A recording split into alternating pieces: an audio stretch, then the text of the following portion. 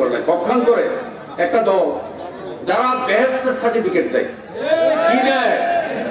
বেহেশতের certificate প্রতিনিয়ত বিক্রি করে। দেখবেন যে এখন প্রতি পাড়ায় পাড়ায় কিছু হুজুরেরা আসে, আয়োজন করে এখানে বেহেশতের সার্টিফিকেট দেয়। তো এই বেহেশতের সার্টিফিকেট দেওয়ার থেকে আমরা একটু সাবধান হতে হবে। শহীদ রাষ্ট্রপতি জিয়া রহমানের নাম নিলে প্রতিদিন ব্যস্ত নিশ্চিত আমি বিশ্বাস করি।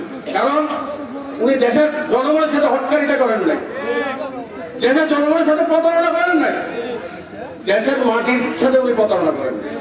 দেশের জনগণকে মুক্তির জন্য যুদ্ধ করেছেন, দেশ পুনর্গঠন করেছেন, পুনর্নির্মাণ করেছেন, দেশকে অর্থনৈতিকভাবে স্বাবলম্বী করেছেন। সুতরাং ওনার নাম যুক্তে বরং ব্যস্ত যেতে পারে। আর যারা ব্যস্তের সার্টিফিকেট দেয় এদের থেকে একটু সাবধান থাকবেন।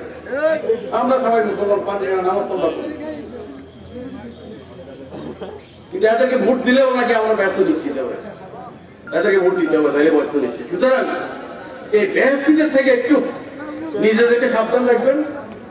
এই আশা, এই প্রত্যাশা করে আজকে আমার বক্তব্য শেষ করলাম।